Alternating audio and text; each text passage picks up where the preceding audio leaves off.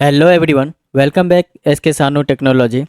आज हम Bihar Beltron data entry operator का प्रीवियस ईयर क्वेश्चन का फुल एनालिसिस करने वाले हैं। जैसा कि आप लोग को अभी जो एग्ज़ाम चल रही है, जिसमें लगभग 70 से 80% क्वेश्चन आपको प्रीवियस ईयर क्वेश्चन का ही कॉपी और पेस्ट किया जा रहा है। तो इसीलिए हम इस पर काफ़ी फोकस कर रहे हैं। जितना भी प्रीवियस ईयर का क्वेश्चन है, सारे को सॉल्व करने का प्रयास कर रहे हैं। अभी तक आप लोग जितना भी सेट है, लगभग 10 सेट आप देख चुके होंगे और सेट नंबर 11 की ओर बढ़ते हैं। एग्ज़ाम डेट की बात की जाए तो ये जो आपका एग्ज़ाम हुआ था इस सेट का 10 दिसंबर 2019 को हुआ था और ये उनका सेकेंड शिफ्ट का एग्ज़ाम है।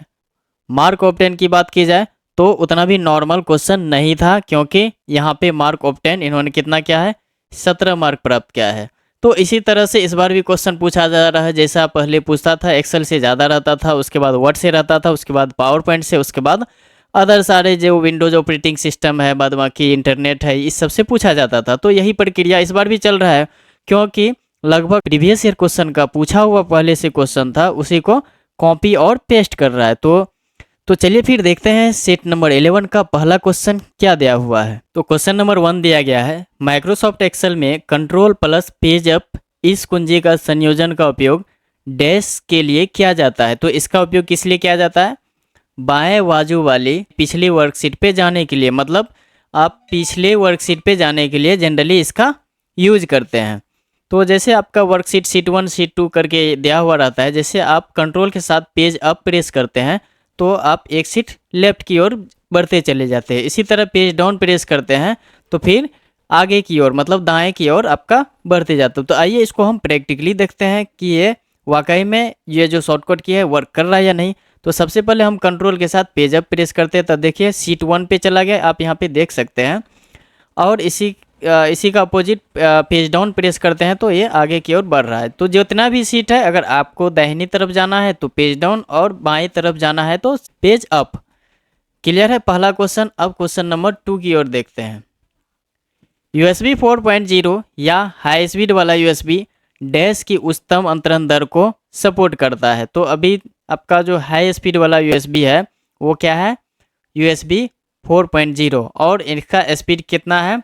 40 Gbps, मतलब गीगाबाइट पर सेकेंड। तो इसी में आपको और भी क्वेश्चन पूछा गया है प्रीवियस ईयर क्वेश्चन में, जैसे USB 3.0, USB 2.0। तो हम सारा का यहाँ पे स्पीड लिख दे रहे हैं ताकि आपको प्रॉपर ध्यान में आ जाए। अगर आप देख भी लिए हैं वीडियो तो फिर से रिवीजन हो जाए। तो चलिए USB यहाँ 4.0 का ऑलरेडी दिया हुआ है, हम USB 1 का लिखते हैं। यहाँ पे हम लिख देते हैं USB और हम नीचे में लिखते जाते हैं 1 और यहाँ पे इसका एरो देके स्पीड लिखते जाते हैं। USB 1 का स्पीड कितना था? 1.5 मेगाबाइट पर सेकेंड। ये USB 1 का हो गया। अब इसी में हम लिखेंगे USB 2 का स्पीड कितना है? USB 2 का 480 मेगाबाइट पर सेकेंड, 2 का हो गया। अब बच गया 3 का। तो USB 3 का स्पीड कितना है?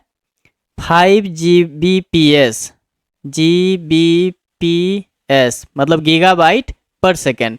तो इसी तरह से USB 3 ने और सारा भी वर्जन निकाला, जिसको USB 3.1 और USB 3.2 बोलते हैं। तो USB यहाँ पे USB 3.1 और 3.2 निकाला। तो 3.1 का कितना स्पीड था? 10 Gbps और 3.2 का स्पीड कितना? 20 Gbps। तो ये 3 में 2 वर्जन आया, 3.1 और 3.2। तब 3 में कितना था? 5 Gbps, 3.1 में 10 Gbps, 3.2 में 20 Gbps। और उसके बाद सीधा क्या आ गया आपका?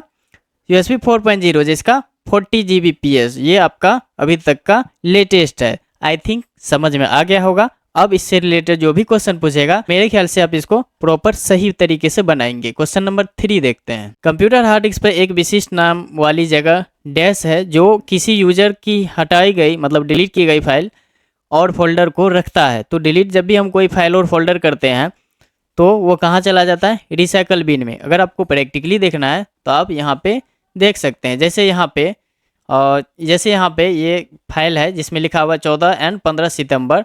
तो इसको हम जनरली डिलीट कर देते हैं। डिलीट करने के बाद हम जाएंगे रिसाइकिल बिन पे क्लिक करेंगे। यहाँ पे वैसे बहुत सारा फाइल्स अवेलेबल है, लेकिन मैंने कौन सा डिलीट किया था, 14 और 15 सितंबर। तो ये देखिए रिसाइकिल बिन में चला आया। अगर इस फाइल को फिर से अपने सिस्टम में रिस्टोर करना चाहते हो, मतलब पुनः वापस लाना चाहते हो, तो यहाँ पे राइट क्लिक करके आप रिस्टोर भी कर सकते हो। तो मेरे ख्याल से ये क्वेश्चन क्लियर हो गया होगा। क्वेश्चन नंबर 4 की ओर देखते हैं। माइक्रोसॉफ्ट एक्सेल में सेल फॉर्मेटिंग ऑप्शन के तहत आप बहुत सारे विकल्प देख सकते हैं। निम्नलिखित में से कौन सा उनमें से एक विकल्प नहीं है। तो फॉर्मेटिंग सेल में हम जाते हैं तो वहाँ पे देखने के लिए मिलता है हाइड, ऑटोफिट, अनहाइड और भी विकल्प देखने के लिए मिलते हैं, लेकिन इस ऑप्शन में ये तीनों देखने के लिए मिलते हैं, लेकिन उसमें टाइडी देखने के लिए नहीं मिलता है।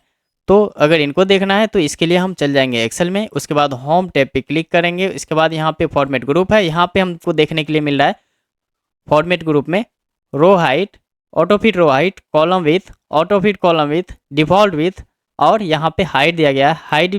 हाइड और अनहाइड में क्या सब दिया गया है, row hide, column hide, hide sheet, unhide row, unhide column और अनहाइड सीट, ये सारा कुछ दिया गया है। नीचे है रीनेम सीट, मूव और कॉपी सीट, टैब कलर है, प्रोटेक्शन सीट, लॉक सेल और फॉर्मेट सेल। अब थोड़ा सा हम इसी तरह डीपली जाएंगे ताकि आपको अभी जो क्लास चल रहा है और सब रिवीजन क्लास, ये आपका क्वेश्चन के साथ रिवीजन, क्वेश्चन आपका जो प्रीवियस क्वेश्चन विथ रिवीजन चल रहा है, तो प्रॉपर आई थिंक ये समझ में आ गया होगा। अब आपको फॉर्मेट सेल से जितना भी कमांड पूछेगा 1-2 बार मेरा सेशन देखिएगा तो ऐसे ही याद हो जाएगा, ज़्यादा कुछ करने की ज़रूरत है नहीं। फिलहाल प्रीवियस ईयर क्वेश्चन पे फोकस करें, याद करें, जो भी है उसको ऑफलाइन प्रिंट करके उसको अपने से टिक लगाने का प्रयास करें। तो चलिए क्वेश्चन नंबर 5 की ओर बढ़ते हैं। एक लिंकर डैश के लिए जिम्मेदार होते हैं, तो इसका आंसर दिया गया है क्या, ऑब्जेक्ट फाइलों को लिंक करने के लिए जिम्मेदार होता है। तो अब ऑब्जेक्ट फाइल क्या होता है ये पहले समझेंगे। हम ये देखेंगे पहले जो कंप्यूटर यूज होता था वो जनरली उसका प्रोग्रामिंग भी उसको मतलब यूज भी असेंबली लैंग्वेज में, मतलब 0 और 1 के ही फॉर्मेट में किया जाता था, इसी तरह यूज किया जाता था। उसको हम बोलते हैं असेंबली लैंग्वेज या मशीन लैंग्वेज, ठीक है, मशीन लैंग्वेज, ठीक।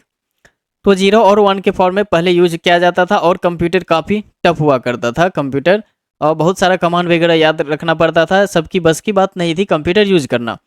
तो ये समझ में आ गई पहले। अब तो ये जो लैंग्वेज था ये कौन सा लैंग्वेज था, LLL, लो लेवल लैंग्वेज समझती थी कंप्यूटर, अभी भी लो लेवल लैंग्वेज समझती है, लेकिन अभी कौन सी मतलब प्रक्रिया आ गई जिससे हम लोग हाई लेवल लैंग्वेज कंप्यूटर में इंसर्ट करा देते हैं, वो समझेंगे। उसके बाद यहाँ पे हम पहुँचेंगे ऑब्जेक्ट फाइल पे।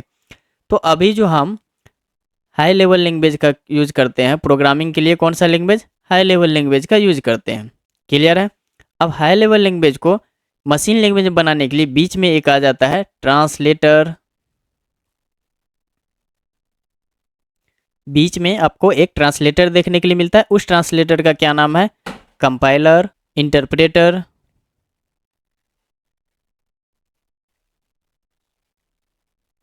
और असेंबलर। तो ये ट्रांसलेट करने के लिए यूज किया जाता है।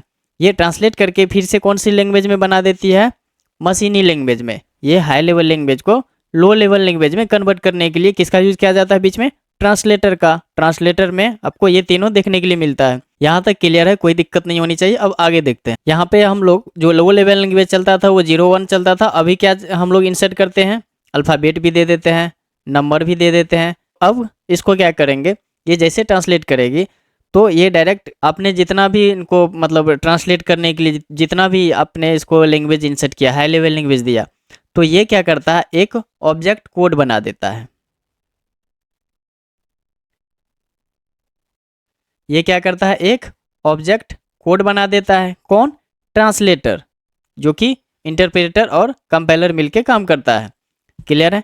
ये ऑब्जेक्ट जितना भी ऑब्जेक्ट कोड रहता है सारे को इकट्ठा करके, जितना भी ऑब्जेक्ट कोड रहता है सारे को इकट्ठा करके फिर ये आगे का प्रोसेस में चला जाता है जिसका नाम होता है लिंकर,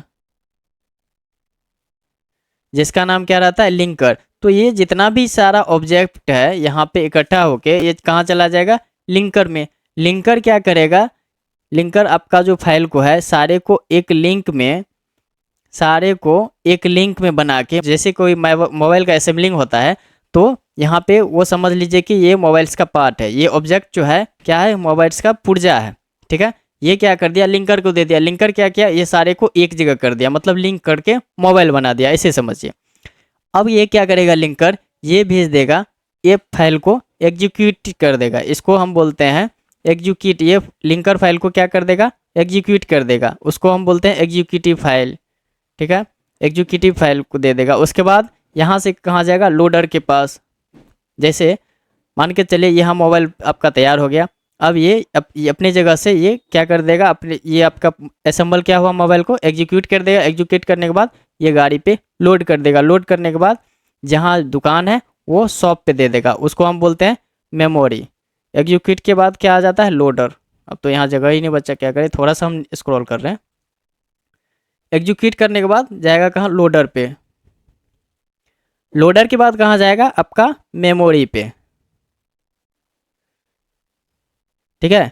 लोडर मतलब ये आपका गाड़ी कहाँ पहुँचाएगी, दुकान के शॉप पे जहाँ से सेल होगी। ऑब्जेक्ट फाइल मतलब शुरू से समझते हैं। ये हाई लेवल लैंग्वेज अपना जो भी है अल्फ़ाबेटिकल नंबर में ये ट्रांसलेटर को दिया। ट्रांसलेटर क्या किया, मशीन लैंग्वेज में कन्वर्ट कर दिया। मशीन लैंग्वेज में कन्वर्ट करा दिया तो बहुत सारा मिलके वही जो है कन्वर्ट किया हुआ डेटा वो कहलाता है क्या, ऑब्जेक्ट।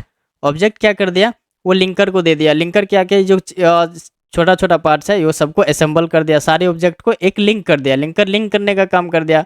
अब एक जगह आ गया सारा लिंक किया हुआ फाइल को क्या करता है, फिर ये एग्जीक्यूट कर देता है, मतलब ये आगे फॉरवर्ड कर देता है। फॉरवर्ड करने के बाद ये कहाँ चला जाता है, लोडर के पास। लोड हो जाने के बाद अब फिर ये जो आपका लोडर के पास फिर ये चल जाती है मेमोरी में। मेमोरी से सीपीयू जब इसका इस्तेमाल करने का होता है तो इसका इस्तेमाल करती है। तो ये आपका कुल मिला के कहानी है। तो इसमें से क्या पूछा गया था, लिंकर का क्या काम होता है। तो लिंकर का क्या काम है, ये सारे ऑब्जेक्ट को लिंक करने का। तो क्या लिखा हुआ है आपका आंसर, ऑब्जेक्ट फाइलों को लिंक करने के लिए। That's it. Next question, question number 6। MS Excel 2016 window के बाएं बॉटम पर प्लस पर मतलब जो सिंबल दिया हुआ है बाएं बॉटम पर क्लिक करने के बजाय डैश के द्वारा आप एक वर्कशीट को जोड़ सकते हैं। तो अगर आपको नया सीट लेना है, कुल मिला के ऐसे कहा जाए कि आपको नया सीट इंसर्ट करना है, तो उसके लिए क्या करेंगे, होम पे क्लिक करेंगे, इंसर्ट पे क्लिक करेंगे, उसके बाद इंसर्ट सीट पे जाएंगे, इंसर्ट हो जाएगा सीट। क्लियर है, ये काफ़ी आपका आसान क्वेश्चन है, कोई इशू नहीं। जैसे ये प्लस है, बोल रहा है इसका यूज मत कीजिए, इस पर क्लिक करके आप नया सीट मत लीजिए, इसका दूसरा ऑप्शन तलाशिए। तो दूसरा ऑप्शन यहाँ है, होम टैब पे क्लिक करेंगे, इंसर्ट पे क्लिक करेंगे, यहाँ पे इंसर्ट सीट करेंगे। तो देखिए यहाँ पे सीट नंबर 5 इंसर्ट हो चुकी है। और इसका एक तरीका यहाँ भी है, ये सीट पे राइट क्लिक करके जैसे इंसर्ट करेंगे वर्कशीट आ गया, देन ओके करेंगे तो फिर सीट आ गया। तो हम एक तरीका और बता दिए हैं। तीनों तरीका याद रखेंगे, कुछ भी मतलब तीनों में से कोई भी तरीका आपसे एग्जाम में पूछा जा सकता है। क्वेश्चन नंबर 7 देखते हैं। आप विंडो 10 में किसी नई डिवाइस को इंस्टॉल करने के लिए किस प्रकार की पहल करते हैं। तो उसके लिए हम जाएंगे स्टार्ट में, उसके बाद सेटिंग में, उसके बाद devices, then Bluetooth and other devices मिलेगा, जहाँ से हम अपने जो भी ब्लूटूथ से रिलेटेड मतलब जो भी आपका ब्लूटूथ वाला डिवाइस है उसको जोड़ सकते हैं। जैसे स्टार्ट बटन पे क्लिक करते हैं, सेटिंग का ऑप्शन मिलता है। अब सेटिंग का ऑप्शन मिलने के बाद यहाँ पे डिवाइस शो करेगा, इस पर क्लिक करेंगे। इस पर क्लिक करने के बाद यहाँ पे ऐड ब्लूटूथ और अदर डिवाइस मिलता है। यहाँ पे क्लिक करके हम इजीली जोड़ सकते हैं। आपका ब्लूटूथ हो, जो भी माउस पेन, जो भी आपका ऑडियो वगैरह जो भी डिवाइस है यहाँ से आप उसको ईजिली जोड़ सकते हैं। वायरलेस वाला है तो आप टीवी वगैरह जो भी पीसी है वायरलेसली आप इसको जोड़ सकते हैं। तो फिलहाल इसमें मेरा क्या जुड़ा हुआ है वो हम दिखाना चाहेंगे। मेरा इसमें एक माउस जुटा हुआ, एक कीबोर्ड है, एक यहाँ जिससे हम लिखते हैं स्क्रीन पे वो पेन जुटा हुआ है। तो यहाँ पे जो आपका जुटा हुआ है वो शो करेगा। और ये मेरे एक M5 का ऑडियो माइक जुड़ा हुआ है। तो जो भी डिवाइस है आपको यहाँ पे शो करेगा। जो इसको जोड़ना है यहाँ पे ऐड पे क्लिक कर देंगे, जुट जाएगा। That's it. नेक्स्ट क्वेश्चन, कुछ MS एक्सेल वर्जन कुछ सामान्य टेक्स्ट ओरिएंटेशन ऑप्शन प्रस्तुत करते हैं, निम्नलिखित में इस संबंध में अमान्य है। तो कुल मिला के ये कहना है कि आप जब समान टेक्स्ट को ओरिएंटेशन करते हैं, ओरिएंटेशन वो होता है जो कि जनरली जैसे यहाँ पे हम लिखते हैं एप्पल, अब ये एप्पल का डायरेक्शन चेंज करेंगे, जिस दिशा में आप जिस डायरेक्शन में इसको घुमाना चाहते हैं, तो उसी के लिए क्या दिया गया है, टेक्स्ट ओरिएंटेशन का ऑप्शन। किसमें, MS एक्सेल में। और उसके लिए जो दिया गया ऑप्शन है तो उसमें से कौन सा ऑप्शन नहीं है टेक्स्ट ओरिएंटेशन में। तो आपको टेक्स्ट हॉरिजॉन्टल मिलेगा, टेक्स्ट वर्टिकल मिलेगा, रोटेट टेक्स्ट हॉरिजॉन्टल मिलेगा, लेकिन टेक्स्ट बॉटम नहीं मिलेगा। तो कह रहा है कौन अमान्य है, तो ये अमान्य है, ये आपको नहीं मिलेगा। तो इसीलिए इसका आंसर अमान्य है, तो ये सही है। बाद बाकी ये सब मिलता है। अगर आपको भी देखना है उससे रिलेटेड जितना भी ओरिएंटेशन है तो आप देख सकते हैं, ताकि याद हो जाए ना, रिवीजन करना है। तो चलिए यहाँ पे ये सामने ओरिएंटेशन देखने के लिए मिलता है, पहले हम लिख लेते हैं ताकि इसका प्रोसेस भी करके दिखा देंगे ताकि हमें याद रहे, तो एग्जाम में देखते ही टिक लगा दें। इस पे जैसे क्लिक करते हैं, यहाँ पे सबसे पहले एंगल काउंटर क्लॉकवाइज इस पे क्लिक करते, देखिए एंगल एंगल क्लॉकवाइज में किस तरह से मूवमेंट हुआ, तिरछा हो गया लगभग 45 डिग्री कोण। उसके बाद है एंगल क्लॉकवाइज, ये क्लॉकवाइज जिधर घड़ी मूवमेंट होती है उधर घूम गई। उसके बाद वर्टिकल करेंगे तो ऊपर नीचे सीधा हो गई टेक्स्ट।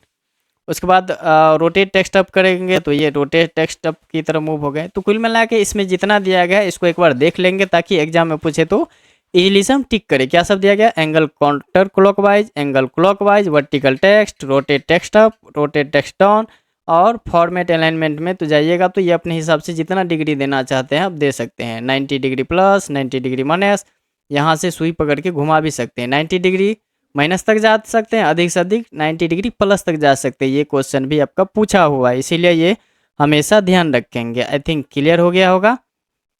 अब बढ़ते हैं नेक्स्ट क्वेश्चन की ओर। क्वेश्चन नंबर 9, वर्कबुक में प्रोटेक्शन के तहत MS एक्सेल में हम स्ट्रक्चर को प्रोटेक्ट कर सकते हैं जिसका आशय सीट पर कुछ निषेध मतलब प्रोविजंस से है। इस संबंध में निम्नलिखित विकल्पों में से कौन सही निषेध है। मतलब हम जो है प्रोटेक्शन लगाने के बाद जो दिया गया ऑप्शन में है जो कौन सा सही ऑप्शन है, क्या क्या हम मतलब उसमें रोक सकते हैं, प्रोटेक्शन लगाने के बाद क्या क्या हम वर्क नहीं कर सकते हैं, कुल मिला के वो काम करना निषेध है, मतलब उस पर रोक लग जाएगा। तो मूव, इंसर्ट और डिलीट नहीं कर सकते हैं। तो चलिए हम देखते हैं एक बार मूव, इंसर्ट और डिलीट कर सकते हैं या नहीं। जैसे यहाँ पे सीट 1 सीट 2 जो भी है इस पर हम राइट क्लिक करते हैं, अभी प्रोटेक्शन नहीं लगा हुआ है तो क्या हो रहा है, इंसर्ट भी हो रहा है। और ये सारा मतलब कुल मिला के जितना भी हाईलाइटेड है आप इसको, हाईलाइटेड है तो मतलब ये प्रोसेस करेगा, ये सब वर्क कर सकते हैं। तो जैसे हम इस पर व्यू रिव्यू पे क्लिक करके वर्कबुक में हम प्रोटेक्शन लगा देते हैं और यहाँ पे एक पासवर्ड दे के कन्फर्म पासवर्ड कर लेते हैं। ओके करने के बाद यहाँ से हम अगर डिलीट करेंगे तो देखिए ना तो इंसर्ट हो रहा है, ना डिलीट हो रहा है, ना रीनेम हो रहा है, ना मूव और कॉपी हो रहा है। बाद बाकी व्यू कोड वगैरह हो रहा है, प्रोटेक्शन हो रहा है, टैब कलर, हाइड अनहाइड ये सब नहीं हो रहा है। तो इसमें क्या सब दिया गया है कि मूव, इंसर्ट और डिलीट जो कि प्रॉपर नहीं हो रहा था ना। बाद बाकी वहाँ पे इसमें जो दिया गया है व्यू कोड हो रहा था, इसमें भी व्यू कोड है, ये भी हो रहा था, इसीलिए ये सब ऑप्शन गलत है। और इसमें जो है प्रोटेक्ट सीट हो रहा था, इसीलिए ये भी ऑप्शन गलत है। बाद बाकी ये तीनों आपका सही है, इसीलिए 3 सही विकल्प माना गया है। नेक्स्ट देखते हैं, किसी डायलअप कनेक्शन की स्पीड आमतौर पर डैश होती है। तो देखिए आमतौर पे किसी डायलअप की कनेक्शन 56 किलोबाइट पर सेकेंड होती है। क्लियर है। डायलअप कनेक्शन का यूज जो होता है इंटरनेट से कनेक्ट करने के लिए एक मानक टेलीफोन लाइन का उपयोग करता है। ठीक है, ये एक मानक इंटरनेट से अगर आपको टेलीफोन यूज करना है तो उसके लिए क्या लेना पड़ेगा, आपको डायलअप कनेक्शन लेना पड़ेगा। तो उसी के स्पीड कितना है, 56 किलोबाइट पर सेकेंड। क्लियर है। नेक्स्ट क्वेश्चन देखते हैं, डिस्प्ले हो रही स्लाइड्स के चेंज के बीच मोशन इफेक्ट अप्लाई करने में उपयुक्त फीचर को चुनिए। को देखने के लिए हम कहाँ चल जाते हैं, पावर पॉइंट पे। इसके बाद यहाँ पे ट्रांजिशन पे क्लिक करेंगे। ध्यान रहे कि इसमें जितना दिया गया है ट्रांजिशन का इफेक्ट ये सारा देख लेंगे तो ठीक रहेगा। तो यहाँ पे क्या सब दिया गया है, morph, fade, push, wipe, split, reveal. मेरे साथ अगर आप अपने मन में उच्चारण अभी कर रहे होंगे तो आई थिंक 90% याद हो जाएगा। Reveal, cut, random bars, shape, uncover, cover, plus, flash है, fall over, drape, curtains, wind, prestige, fracture, cross, peel off, page curl, airplane, origami, dissolve, checkerboard, blinds, clock, ripple, honeycomb, glitter, vortex, shade, switch, flip, gallery, cube, doors, box, comb, zoom, random और नीचे में dynamic content दिया गया है। तो ये था आपका शुरू वाला जो है सुटेबल, ये आपका एग्जिस्टिंग, नीचे में डायनामिक कंटेंट्स जिसमें pans, ferris wheel, conveyor, rotate, window, orbit, fly through. तो ये सब हो गया ट्रांजिशन। अब इसका अगर आपको इफेक्ट देखना है तो इफेक्ट के लिए आपको कहाँ जाना पड़ेगा, यहाँ पे सारी ट्रांजिशन एक दो बार पढ़ लेंगे तो आपको माइंड में सेट हो जाएगा, कोई इशू नहीं। बाद बाकी सबका यहाँ पे जिसको आप सेलेक्ट कीजिएगा उसका यहाँ पे इफेक्ट देखने के लिए मिलेगा। क्लियर है। तो नेक्स्ट क्वेश्चन देखते हैं, रेंडम बार्स में भी दिया गया है, सारे में आपको देखने के लिए मिलेगा यहाँ पे इफेक्ट, वो देख लेंगे। नेक्स्ट क्वेश्चन की ओर बढ़ते हैं। एमएस एक्सेल 2016 में रोज और कॉलम्स को डैश के माध्यम से रिसाइज किया जा सकता है, तो उसको होम टैब से रिसाइज किया जा सकता है। दूसरी बात, राइट क्लिक करके भी रिसाइज किया जा सकता है। तो चलिए हम देखते हैं। रो और कॉलम को रिसाइज करने के लिए होम पे क्लिक करेंगे, उसके बाद फॉर्मेट सेल्स ग्रुप के फॉर्मेट पे जाएंगे, उसके बाद यहाँ पे रो हाइट देखने के लिए मिलेगा, तो आप यहाँ पे जो भी साइज दीजिएगा, एक मिनट, ये 409 तक ही मैक्सिमम रो का हाइट लेगा। चलिए इससे ये भी पता चल गया कि मैक्सिमम हम रो की हाइट कितना बढ़ा सकते हैं, 409 तक। तो चलिए हम फिलहाल इसमें 35 देके देन ओके पे क्लिक करते हैं। देखिए रो की हाइट इंक्रीज हो गई है। इसी तरह हम कॉलम में जाएंगे और कॉलम में राइट क्लिक करके भी यहाँ पे कॉलम विड्थ बढ़ा सकते हैं, लेकिन यहाँ पे ये जो ऑप्शन दिया गया है सेल्स ग्रुप में फॉर्मेट का, यहाँ से देखते हैं। कॉलम विड्थ पे जैसे क्लिक करते हैं तो यहाँ पे ऑप्शन देखने के लिए मिलता है। इसमें आई थिंक 255 तक इसको इंक्रीज कर सकते हैं मैक्सिमम। तो ये भी ध्यान में रखना, ये क्वेश्चन पूछा हुआ है। तो चलिए इसमें हम कर देते हैं 12 देन ओके।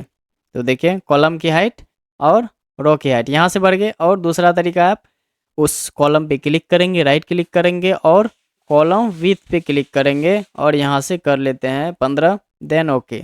तो इस तरह से भी हम रो और कॉलम की हाइट को इंक्रीज और डिक्रीज कर सकते हैं। क्लियर है? नेक्स्ट क्वेश्चन देखते हैं। यदि आप एमएस एक्सेल 2016 में किसी वर्कशीट की प्रोटेक्टिंग के लिए जाते हैं तो कौन से ऑप्शन इनेबल या डिसेबल मतलब मौजूद होते हैं? तो इसके लिए आपको दो ऑप्शन वहाँ पे देखने के लिए मिलता है, एक एक्सट्रैक्चर का, दूसरा विंडो का। तो जैसे हम प्रोटेक्टिंग वर्कशीट प्रोटेक्ट के लिए जाते हैं एक्सेल में, तो यहाँ पे प्रोटेक्ट करने के लिए रिव्यू टैब पे क्लिक करेंगे। जैसे हम रिव्यू टैब पे क्लिक करने के बाद यहाँ प्रोटेक्ट वर्कबुक पे जाते हैं, अभी वैसे लगा हुआ है, इसको हम प्रोटेक्ट करते हैं। यहाँ पे प्रोटेक्ट वर्कबुक फॉर में स्ट्रक्चर और विंडोज का दो ऑप्शन देखने के लिए मिलता है। यही यहाँ पे ये पूछ रहा है कि कौन सा ऑप्शन मिलता है, स्ट्रक्चर और विंडो का। क्लियर है? Next question, question number 14। किसी इंटरनेट IPv4 एड्रेस में डैश ऑक्टेट पाया जाता है। IPv4 नाम से ही पता चल रहा है ना, IPv4 में 4 ऑक्टेट्स पाया जाता है। और IPv6 में कितना ऑक्टेट्स पाया जाता है? 8 ऑक्टेट पाया जाता है। प्रत्येक ऑक्टेट पे कितना बिट रहती है? प्रत्येक ऑक्टेट में कितना बिट होती है? 8 बिट्स होती है। ये ध्यान में रखनी है, प्रत्येक ऑक्टेट्स 8 बिट्स की होती है। 8 बिट्स बराबर 1 बाइट होता है। ठीक है, इसी को IPv4 में इसको ऐसे भी लिखते हैं, 4 ऑक्टेट है तो 8 × 4 = 32 बिट्स। तो इसमें कुल मिला के कितनी बिट्स होती है? बिट्स की संख्या IPv4 में 32 होती है। बाद बाकी आपको इसमें IPv4 में अगर रेंज पूछा जाएगा तो 0 से लेके 255 तक के बीच में जो भी IP एड्रेस आपको देखने के लिए मिलेगा वो किस ग्रुप में चला जाएगा? IPv4 में। किस में चला जाएगा? IPv4 में। तो इस तरह का क्वेश्चन आपको इससे रिलेटेड देखने के लिए मिलेगा, जो मेरे ख्याल से आप इसको आसानी से अब सॉल्व कर लेंगे। क्लियर है? नेक्स्ट क्वेश्चन देखते हैं। Question number 15। MS power point में स्लाइड सॉर्टर व्यू डैश है। तो स्लाइड सॉर्टर व्यू क्या है? प्रेजेंटेशन के किसी ओवरव्यू के लिए थंबनेल फॉर्म्स में स्लाइड को डिस्प्ले करने के लिए प्रयुक्त किया जाता है। तो देखिए कुल मिला के ये कहना है कि अगर आपको थंबनेल के रूप में सारे जितने स्लाइड आपने बनाया है सारे को देखना चाहते हैं तो उसके लिए कौन सा व्यू में जाना पड़ेगा? स्लाइड सॉर्टर व्यू में। तो स्लाइड सॉर्टर व्यूज क्या होता है? प्रेजेंटेशन के किसी ओवरऑल व्यू के लिए थंबनेल फॉर्म में स्लाइड्स को डिस्प्ले करने के लिए प्रयुक्त किया जाता है। इसके लिए कहाँ जाएंगे? यहाँ पे पावर पॉइंट ओपन कर लेंगे, उसके बाद व्यू टैब पे जाएंगे और यहाँ पे स्लाइड सॉर्टर देखने के लिए मिलेगा। तो देख सकते हैं ये जितना मैंने स्लाइड क्रिएट किया है सारा को आपको थंबनेल के रूप में सारा दिख रहा होगा। क्लियर है?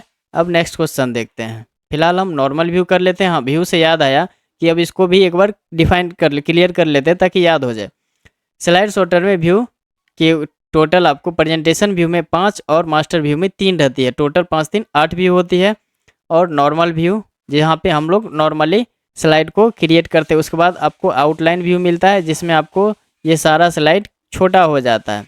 उसके बाद स्लाइड सॉर्टर जो अभी आपने देखा कि सारा थंबनेल के रूप में आ जाता है। उसके बाद नोट्स व्यू, आपको नोट्स के रूप में यहाँ पे सारा स्लाइड देखने के लिए मिलेगा। जितना स्लाइड होगा उसके नीचे यहाँ पे नोट्स रहेगा, मतलब आप इसके बारे में नोट्स लिख सकते हैं। उसके बाद आता है रीडिंग व्यू, जहाँ से हम स्लाइड सॉर्टर को केवल रीड कर सकते हैं। इसके बाद आता है स्लाइड मास्टर। स्लाइड मास्टर में क्या होता है कि जितना भी स्लाइड रहता है आपका केवल सारा एक कैटेगरी में आ जाता है, जिसको यहाँ से हम क्लोज व्यू करते हैं तो क्लोज होता है। उसके बाद आपका क्या आ जाता है, hang outs master. Hang outs master में सारा आ जाता है, लेकिन आपको इस तरह की कैटेगरी में हीडर और फुटर टाइम और हीडर फुटर डेट सारा आपको लगा हुआ मिलता है। उसके बाद आपको यहाँ पे क्या देखने के लिए मिल रहा है, नोट्स मास्टर। नोट्स मास्टर में आपको इस तरह से कुल मिला के एक आ जाए, ये जो मास्टर का मास्टर वाला जो कैटेगरी है एक तरह से उसका थीम को चेंज कर देता है, सारा एक जैसा आपको दिखता है।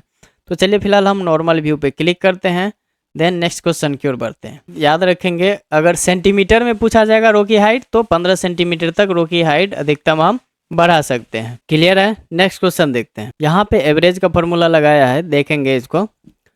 एक्सेल में सेल A1 और सेल A2 को क्रमशः नंबर 4 और नंबर 6 है, मतलब में क्रमशः नंबर 4 और नंबर 6 है। निम्नलिखित फॉर्मूले की क्या परिणाम होगा। तो देखिए एवरेज का फॉर्मूला लगाया है, उस एवरेज में A1 में नंबर 4 है और A2 में नंबर 6 है। ठीक है, तो इसका क्या आंसर होगा। तो देखिए एवरेज जनरली आप इसको नॉर्मली भी निकाल सकते हैं। एवरेज को ऐसे लिखते हैं 4 + 6 = 1 2, नंबर की संख्या 2 है तो बटे 2, 6 4 10 बटे 2 देंगे तो इसका रिजल्ट आ जाएगा 5। तो यहाँ पे 5 आंसर है। इसे यही काम तो एक्सेल भी करती है। चलिए हम सेम लिख लेते हैं, A2 में लिखिए जहाँ लिखिए। चलिए हम कहीं 4 लिख लेते हैं, कहीं 6 लिख लेते हैं। क्लियर है। अब यहाँ पे = ABE देंगे, यहाँ पे एवरेज का आ गया, इसी में 4 कॉमा और 6 पे दे के इंटर करते हैं तो देखिए 5 आ गया। क्लियर है, नेक्स्ट देखते हैं। किसी भी सेल में रखो, अगर फार्मूला लगाएंगे तो रिजल्ट जो है वही आएगा। क्वेश्चन नंबर 18, MS वर्ड में सेल मर्ज डॉक्यूमेंट को व्यक्तिगत बना लेने का डैश फील्ड एक तरीका है। तो मर्ज फील्ड एक तरीका है, ठीक है। तो मर्ज फील्ड आपको कहाँ मिलेगा, मेल मर्ज में। तो चलिए इसको प्रैक्टिकली देखते हैं मेल मर्ज करने का तरीका।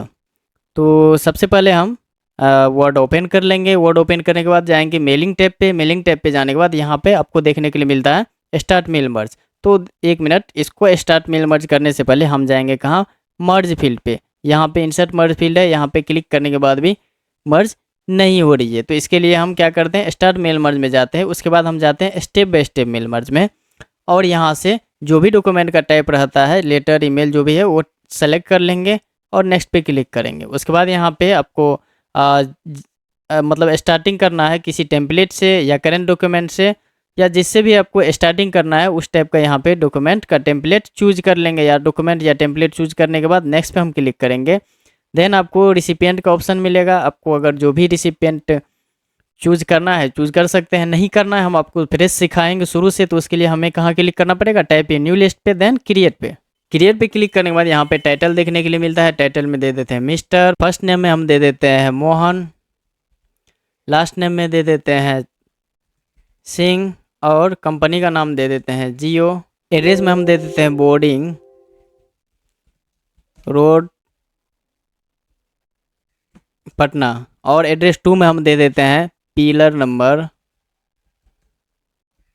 7 दे दिए, और सिटी में दे देते हैं कौन सी सिटी, पटना दे दिए। उसके बाद स्टेट में बिहार, देन जिप कोड है। तो देखिए जिप कोड हम लोग को नहीं चलता है, इधर पिन कोड चलता है। तो यहाँ पे हम इसके लिए क्या करेंगे, कस्टमाइज कॉलम पे जाएंगे, जिप कोड पे क्लिक करके इसको कर लेंगे रीनेम, और इसको कर लेंगे पिन कोड, देन ओके करेंगे, ओके करेंगे। तो यहाँ पे क्या आ गया, पिन कोड। तो पिन कोड क्या दे देंगे, 8 लाख। सही जा रहा है ना, देख लेंगे 8 लाख हुआ कि नहीं, चेक कर लेंगे। नेक्स्ट है कंट्री इंडिया, और नेक्स्ट है फ़ोन नंबर, फ़ोन नंबर भी दे देते हैं। और नेक्स्ट है वर्क फ़ोन नंबर, ये भी दे देते हैं। और इसके बाद ईमेल है, यहाँ पे दे देते हैं mohan@gmail.com।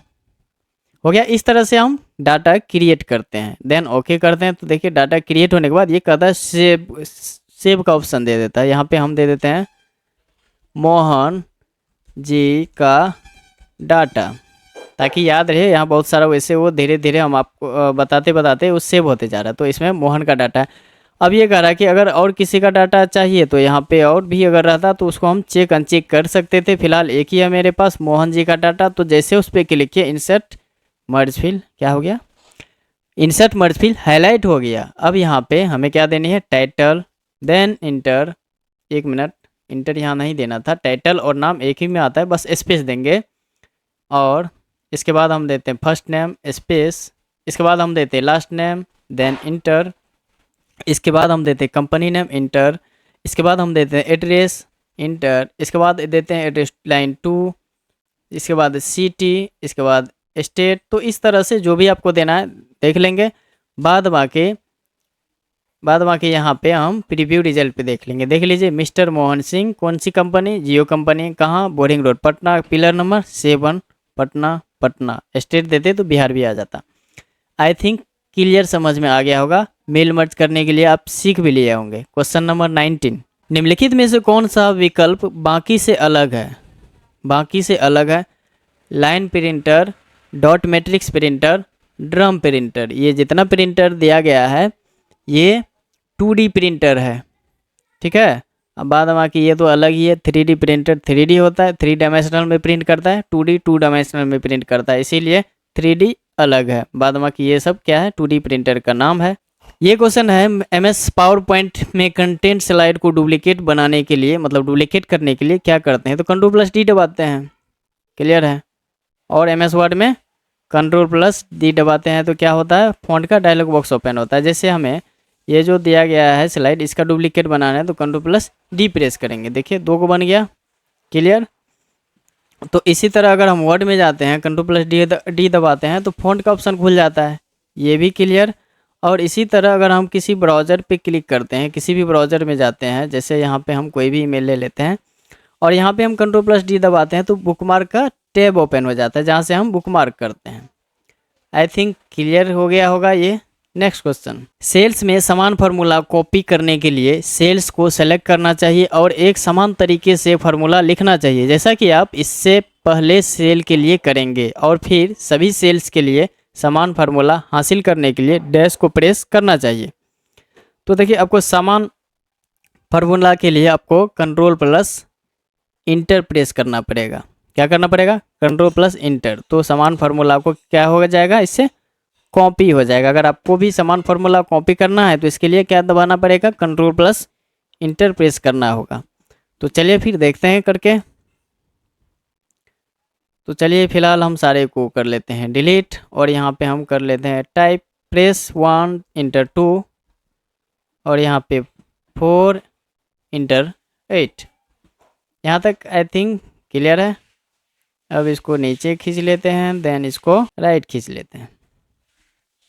चलिए जो भी है आ गया। अब इसमें जो है हम एक सम का फार्मूला लगा लेते हैं। यहाँ से सम का फार्मूला लगा लिए। अब यहाँ पे हम बाहर क्लिक करके देन इंटर कर लेंगे, जोड़ दिया इसको। अब इसी फार्मूला को हमको कॉपी करनी है। तो सबसे पहले हम क्या करेंगे, जहाँ जहाँ कॉपी करनी है सबसे पहले इसको हम Ctrl+C से कॉपी कर लेंगे। उसके बाद जहाँ जहाँ कॉपी करनी है कंट्रोल बटन दबा के उसको उस पर प्रेस करते जाना है। हमको ये सबको इसी जैसा फार्मूला लगा के जोड़ना है, देन इंटर करेंगे। आ गया, सारे कॉपी हो गया। देखिए जैसे ये जोड़ा था वैसा ये भी जोड़ा है, ये भी जोड़ा है, ये तो जोड़ा ही है। इसके बाद ये वाला दिखाते हैं, ये भी उसी तरह जोड़ा है। तो कुल मिला के Ctrl+Enter से क्या करते हैं, हम फार्मूला को कॉपी करते हैं, clear. Next question, question number 22, dash एक छोटी लेकिन बहुत तेज मेमोरी है जिसे CPU और मुख्य मेमोरी के बीच रखा जाता है। तो कैश है, कई बार बता चुके हैं। आपका जो रैम होता है जिसको मेन मेमोरी बोलते हैं, रैम और इधर हम दे देते हैं CPU। रैम और CPU के बीच में कौन सी मेमोरी रहती है, कैश मेमोरी रहती है। जो क्या होती है, फास्ट भी होती है और सबसे एक्सपेंसिव भी होती है। तो इसका काम क्या होता है, जनरली जो वर्क होता है, आप जो भी सर्च करते हैं हिस्ट्री में जो सारा सेव रहता है डेटा, जैसे व्हाट्सएप पे लिखते हैं किसी को first time good morning sir, तो फिर दोबारा जो लिखने जाते हैं जैसे गुड टाइप करते हैं आपको हिंट देने लगता है कि मॉर्निंग सर, इस टाइप का आपको हिंट देने लगता है वर्ड का। तो वो सब सेव रहता है, मतलब एक तरह से लाइब्रेरी का काम करता है, आपका वर्ड जो रहता है उसको एक तरह से सेव रखता है। तो इस तरह से वो कैश मेमोरी क्या करता है, उसको सेव कर लेता है। क्वेश्चन नंबर 23, निम्नलिखित में से किस एड्रेसिंग मोड में ऑपरेंड शीघ्रता से अप कोड का अनुसरण करता है? तो इमीडिएट एड्रेसिंग मोड में। किस में करता है? इमीडिएट एड्रेसिंग मोड में। क्लियर है? तो कुल कितना एड्रेसिंग मोड होता है? अगर टोटल एड्रेसिंग मोड की बात की जाए तो कुल 7 एड्रेसिंग मोड होता है। तो अब समझेंगे कि एड्रेसिंग मोड होता क्या है। एड्रेसिंग मोड में जो है इंस्ट्रक्शन का जो ऑपरेशन होता है उस एड्रेस को आइडेंटिफाई किया जाता है। यह जो है सी प्रोग्रामिंग लैंग्वेज में एक आपको पॉइंटर की तरह कार्य करता है। ये किसमें? सी प्रोग्रामिंग लैंग्वेज में ये आपका पॉइंटर की तरह कार्य करता है। इसके बाद यह एक तरीका होता है जिससे किसी निर्देश को, किसी इंस्ट्रक्शन को ऑपरेंड्स का उपयोग किया गया है, उसका मेमोरी एड्रेस क्या है और कहाँ स्टोर है, यह एड्रेसिंग मोड से ही प्राप्त हो रही है ना। तो इस टाइप का इंफॉर्मेशन आपको किस में देखने के लिए मिलता है? एड्रेसिंग मोड में। तो बस जैसे आप इसको एग्जांपल के तौर पे ऐसे समझते हैं, जैसे ऑपरेंड ए और ऑपरेंड बी, तो ये दो अलग अलग भिन्न भिन्न लोकेशन है, उस लोकेशन को एड्रेसिंग मोड में प्राप्त आप कर सकते हैं। ये जैसे भिन्न भिन्न लोकेशन है, इसको एड्रेसिंग। अब जो है एड्रेसिंग मोड को हम कितना प्रकार होता है? 7 प्रकार का। तो सातों आपको दिखाते हैं बारीकी से। चलिए पहले इसको हम डिलीट कर लेते हैं। अब आते हैं यहाँ पे, पहला क्या है नंबर 1 में, डायरेक्ट एड्रेसिंग मोड। डायरेक्ट हम यहाँ पे लिख देते हैं शॉर्ट में AM, समझ जाइएगा एड्रेसिंग मोड। यह डायरेक्ट एड्रेसिंग मोड, जो जितना भी एड्रेसिंग मोड है ये सबसे आपका सरल होता है, आसान होता है, जिसमें क्या होता है कि एड्रेस फील्ड ऑपरेंड के इफेक्टिव एड्रेस से इसमें केवल एक ही मेमोरी रेफरेंस की आवश्यकता होती है, इसीलिए यह केवल सीमित एड्रेस स्पेस के लिए ही अवेलेबल रहता है। डायरेक्ट एड्रेसिंग मोड को एब्सोल्यूट एड्रेसिंग मोड भी कहते हैं। डायरेक्ट एड्रेसिंग मोड को एड्रेसिंग मोड भी कहते हैं। क्लियर है? इसके बाद हम, ये आपका हो गया एड्रेसिंग मोड। दूसरा देखते हैं, ये आपका हो गया कौन सा? Direct addressing mode. अब हम आगे देखते हैं दूसरा में, indirect addressing mode. Indirect addressing mode ये 2 नंबर का है। चलिए इनडायरेक्ट एड्रेसिंग मोड को समझते हैं। एड्रेस में स्टोर किए गए एड्रेस डेटा को ये क्या करता है? पॉइंट करता है। कुल मिला के इसको ऐसे बोला जाए कि मतलब पहले एड्रेस से एक्चुअल डेटा का एड्रेस प्राप्त करना पड़ता है। वो किसका काम होता है? इनडायरेक्ट एड्रेसिंग मोड का। क्लियर है? वो किस मोड में होता है? इनडायरेक्ट एड्रेसिंग मोड में। क्लियर है? अब देखते हैं तीसरा जो आपको पूछा गया है, इमीडिएट एड्रेसिंग मोड।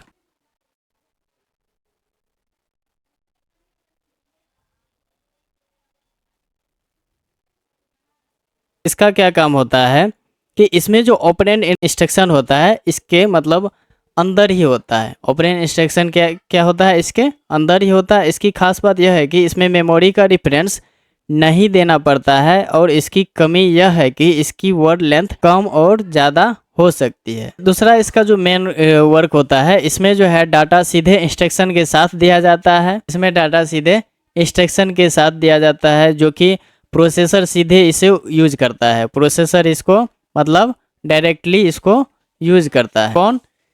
प्रोसेसर। तो अब चौथा देखते हैं कौन सा है? Register addressing mode. तो रजिस्टर एड्रेसिंग मोड में क्या होता है? इसमें जो है डेटा स्टोर होता है और इंस्ट्रक्शन रजिस्टर का रेफरेंस उपयोग करके डेटा प्राप्त करता है। रजिस्टर के तत्व के रूप में ऑपरेंड का मान होता है। क्लियर है? तो कुल मिला के इसको ऐसे कहा जाए कि रजिस्टर एड्रेसिंग मोड का जो है इसमें डेटा रजिस्टर में स्टोर होता है। रजिस्टर में क्या होता है? इसमें डेटा रजिस्टर में स्टोर होता है और इंस्ट्रक्शन रजिस्टर का रेफरेंस का उपयोग करके डेटा को प्राप्त करता है। बस इसका ये काम होता है, जो कि चौथा नंबर पे आपका है। कौन सा? Register addressing mode. अब हम पांचवा देखेंगे, रजिस्टर इनडायरेक्ट एड्रेसिंग मोड, इसी में हम यहाँ पे लिख देते हैं इनडायरेक्ट, नीचे में कवर कर लेंगे इतना। और ये आपका 5वां नंबर पे है इनडायरेक्ट वाला। तो जिस प्रकार डायरेक्ट और इनडायरेक्ट एड्रेसिंग मोड में डिफरेंट होता है, उसी तरह रजिस्टर इनडायरेक्ट एड्रेसिंग मोड में भी अंतर होता है। तो इसमें ऑपरेंड का मान ना करके उसके जो एड्रेस है उसको स्टोर किया जाता है। जब उस एड्रेस में जाते हैं तो वहाँ उस ऑपरेंड की वैल्यू प्राप्त होती है। ये है आपका रजिस्टर्ड इनडायरेक्ट एड्रेसिंग मोड का। अब हम समझेंगे रिलेटिव एड्रेसिंग मोड। तो इसमें क्या किया जाता है कि जो भी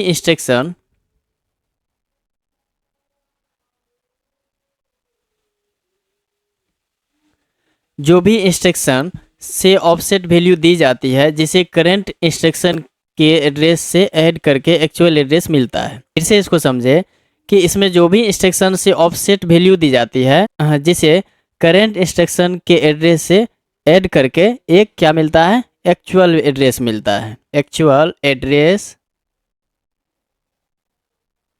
मिलता है। तो बस इसी तरह आपको 7वां में भी ज़्यादा ये नहीं है, 7वां भी हम यहाँ पे आपको लिख देते हैं। 7वां आपका आता है इंडेक्स एड्रेसिंग मोड, मतलब इंडेक्स डेड, इंडेक्स ईडी लगा हुआ है, इंडेक्स डेड एड्रेसिंग मोड। यहाँ क्या होता है, यहाँ डेटा एड्रेस के साथ एक इंडेक्स वैल्यू दी जाती है, जिसे ऐड करके एक एक्चुअल एड्रेस कैलकुलेट होता है। यहाँ क्या होता है, एक्चुअल एड्रेस को कैलकुलेट करता है। वहाँ क्या होता था, रिलेटिव में इंस्ट्रक्शन से जो ऑफसेट वैल्यू दी जाती थी उसे करंट इंस्ट्रक्शन के एड्रेस से ऐड करके एक एक्चुअल एड्रेस मिलता था। लेकिन यहाँ क्या होता है कि यहाँ पे डेटा एड्रेस के साथ एक इंडेक्स वैल्यू दी जाती है, जिसे ऐड करके एक एक्चुअल एड्रेस को कैलकुलेट करता है या कैलकुलेट होता है। क्लियर है, ये आपका कुल एड्रेसिंग।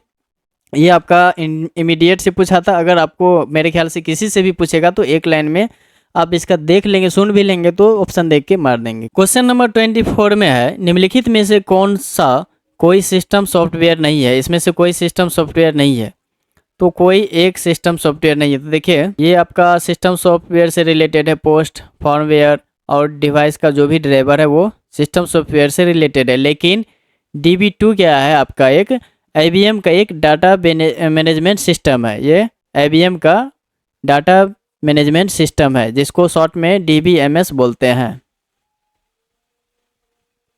क्लियर है, नेक्स्ट क्वेश्चन देखते हैं। पहला वेब ब्राउज़र कहाँ विकसित किया गया। तो ये ध्यान रखेंगे, पहला वेब ब्राउज़र स्विट्जरलैंड के सर्न में किया गया। रिपीटेड क्वेश्चन है, ध्यान रखेंगे, पूछेगा ही पूछेगा।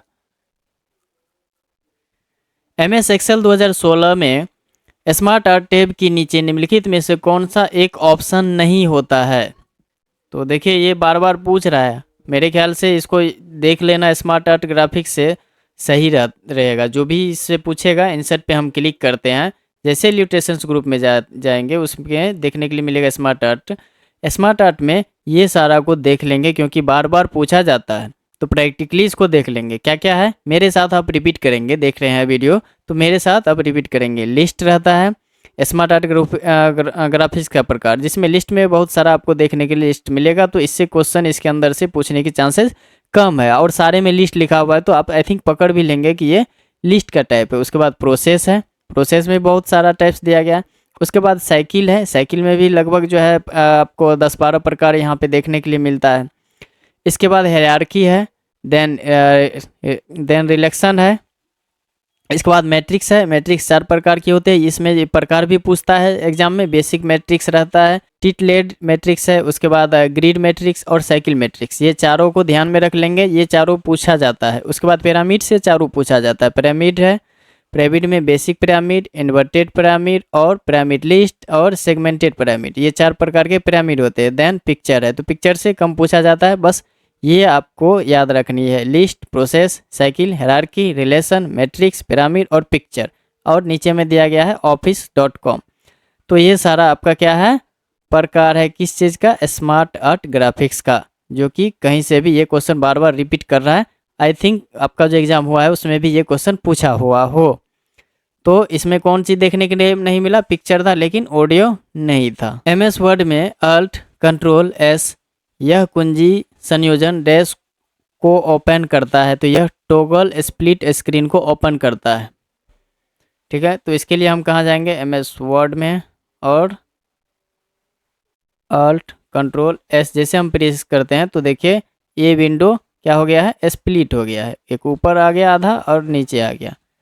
तो ये आपको कहाँ देखने के लिए मिलता है, व्यू टैब में स्प्लिट। हाँ, यहाँ से आप व्यू टैब में आपको देखने के लिए मिलेगा विंडो सेक्शन में। यहाँ से हम रिमूव स्प्लिट करेंगे तो ये रिमूव हो जाएगा। यहाँ से आप स्प्लिट भी कर सकते हैं। तो आपको देखिए अगर पूछेगा प्रोसेस वाइज तो व्यू टैब पे क्लिक करेंगे, उसके बाद विंडो ग्रुप सेक्शन में जाएंगे या ग्रुप में जाएंगे, उसके बाद यहाँ से स्प्लिट कर लेंगे। क्लियर है, रिमूव भी यहीं से करेंगे। नेक्स्ट क्वेश्चन देखते हैं, ये क्या करता है, टेगल स्प्लिट स्क्रीन करता है। MS वर्ड में कंट्रोल+D डैश को खोलता है, अभी तो इसी का चर्चा कर रहे थे ना, फॉन्ट प्रेफरेंस विंडो को खोलता है। ठीक है, ये पूछा हुआ है, मतलब परसों के एग्जाम में पूछा गया है कि कंट्रोल+D का वर्क मतलब कंट्रोल+D का यूज MS वर्ड में किस लिए होता है, तो फॉन्ट प्रेफरेंस विंडो को खोलता है। कुल मिला के इसको शॉर्ट में ऐसे बोलते हैं कि ये फॉन्ट डायलॉग बॉक्स को ओपन करता है।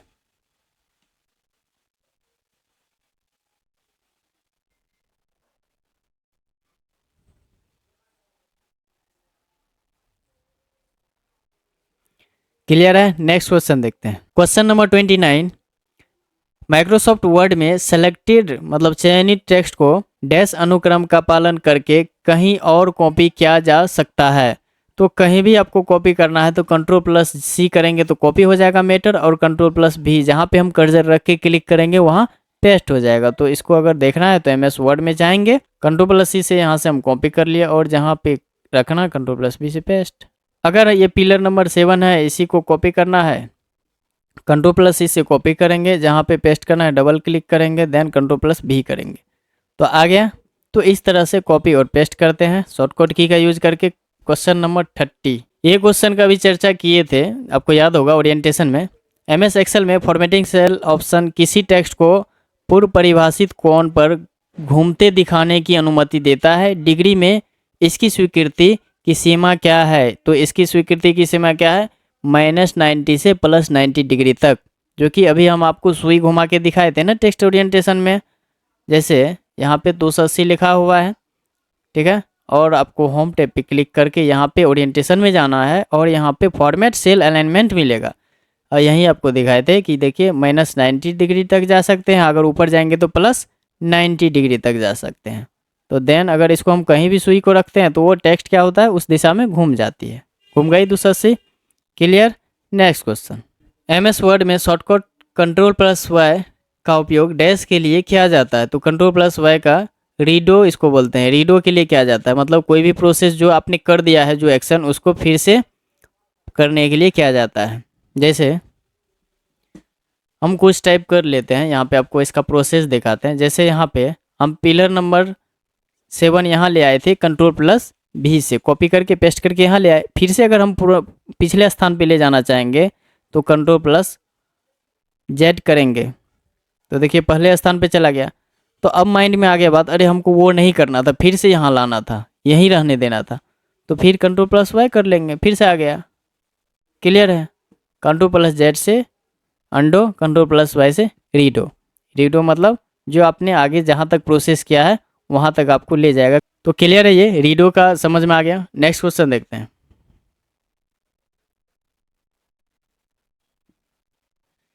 MS वर्ड में कंट्रोल+E का उपयोग डैश के लिए किया जाता है, तो इसको टेक्स्ट को सेंटर में अलाइन करने के लिए किया जाता है। जो भी आपका टेक्स्ट या पैराग्राफ लिखा हुआ है उसको बीच में अलाइन करने के लिए किया जाता है, मतलब संरेखण के लिए किया जाता है। तो अलाइन से याद आया कि अलाइन कितने प्रकार का होता है MS वर्ड में, कुल 4 प्रकार का होता है। अलाइन कुल 4 प्रकार का होता है। अभी जो अलाइन है ये लेफ्ट अलाइन में है, यहाँ पे अभी ये अपना लिखा हुआ लेफ्ट अलाइन में है। अगर इसको सेंटर करना है तो सेंटर पे क्लिक करेंगे, देखिए ये सेंटर आ गया। अगर इसी को राइट ले जाएंगे तो यहाँ पे राइट अलाइन करेंगे तो राइट चल जाएगा, और जस्टिफाई करेंगे तो ये दोनों तरफ अलाइन होता है। इसके लिए हमें क्या करना है, कुछ रेडीमेड डाटा ले लेते हैं। यहाँ पे ये देखिए, ये जस्ट मतलब कंट्रोल+J है, जस्टिफाई है। आपको अगर नहीं दिख रहा हो तो हम थोड़ा सा जूम कर लेंगे और इसका साइज भी इंक्रीज कर लेंगे। तो ये जस्टिफाई में है, आप यहाँ पे देख सकते हैं। इसका शॉर्टकट की कंट्रोल+J होता है, कंट्रोल+L से लेफ्ट अलाइन होता है। जितना सेलेक्ट है आप उतना में बदलाव देख सकते हैं। लेफ्ट में अलाइन है, राइट में आपको फॉन्ट इक्वल नहीं देखने के लिए मिल रहा है। अगर इसको हम सेंटर करेंगे तो सेंटर में अलाइन रहेगा, बाद बाकी लेफ्ट राइट बाहर में जाए, इसको कोई मतलब नहीं है। इसके बाद अगर हम राइट अलाइन करते हैं, जिसका शॉर्टकट की कंट्रोल+R होता है, इससे राइट में केवल इक्वल रहेगा, बाद बाकी लेफ्ट को कोई मतलब नहीं। अगर इसी को हम जस्टिफाई करते हैं तो जितना लिखा हुआ है ये इक्वल रहेगा। अब बोलेगा सर ये यहाँ कैसे नीचे आ गया, तो देखिए उतना आपको जो इतना बड़ा गैप को ये फील नहीं करता है इक्वल करने के लिए, उसको वहीं छोड़ देता है। ज़्यादा गैप को ये फील नहीं करता। अगर छोटा मोटा ऊपर नीचे रहता है जैसे आपका इस तरह, तो इसको ये ऊपर नीचे को कवर करता है, लेकिन आपका ज़्यादा बड़ा गैप रहता है तो उसको ये अलाइन नहीं करता है। तो कंट्रोल+L से लेफ्ट अलाइन, कंट्रोल+E से सेंटर अलाइन, कंट्रोल+R से राइट अलाइन, कंट्रोल+J से जस्टिफाई। समझ में आ गई। Next question. मान ले कि एक्सेल शीट में आपके पास एक टेबल है और ई कॉलम में आपके पास पूर्णांक मान E2 से शुरू है। यदि नया conditional formatting rule $E2 greater than 10 लागू किया जाए तो क्या होता है। तो क्या होता है, E2 में जो डेटा है 10 से अधिक होने पर टेबल की रोज हाईलाइट हो जाएगी। तो क्या हो जाएगी, टेबल की जो रोज है वो 10 से जो अधिक होगी वो हाईलाइट हो जाएगी। ये काफ़ी आपका आसान क्वेश्चन है। तो चलिए किसमें करा है कि E2 से शुरू करना है ना, कॉलम E2। तो चलिए चलते हैं कॉलम E2 में।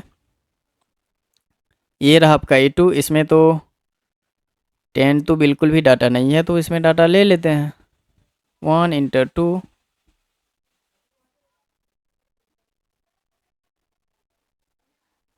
ठीक है, इतना ले लेते हैं, सफिशिएंट समझने के लिए। अब इसके लिए हम कहाँ जाएंगे, कंडीशनल फॉर्मेटिंग में। उसके बाद हम जाएंगे हाईलाइटेड सेल रूल्स में, और हमें चली जानी है किसमें, ग्रेटर देन में। ग्रेटर देन में जाने के बाद यहाँ पे हमको लिखनी है 10।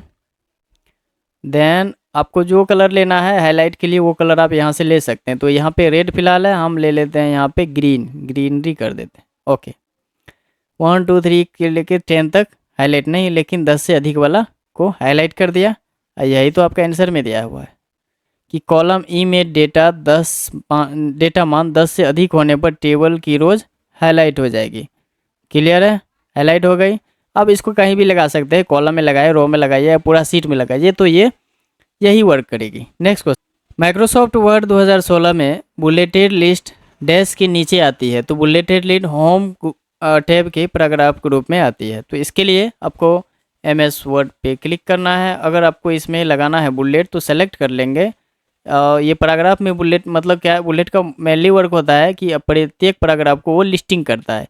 तो अभी इसमें कितना पैराग्राफ है, 1 2 और 3, 3 पैराग्राफ को अगर लिस्टिंग करना है तो बुलेट यहाँ पे होम टैब पे क्लिक करने के बाद यहाँ पे पैराग्राफ सेक्शन है, पैराग्राफ सेक्शन में यहाँ पे बुलेट, इस पर क्लिक करेंगे तो देखिए तीनों पैराग्राफ को ये डॉट से लिस्ट कर दिया है। अगर आपको इसी में एरो से करना है, जो भी लेना है सिंबल आप यहाँ से ले सकते हैं। अगर आपको खुद का बुलेट को डिफाइन करना है, नया बुलेट बनाना है, तो डिफाइन न्यू बुलेट में जाएंगे। यहाँ से आपको खुद का पिक्चर का लगाना है तो यहाँ से ऑनलाइन लेना है तो ऑनलाइन, नहीं तो ऑफलाइन में चल जाएंगे।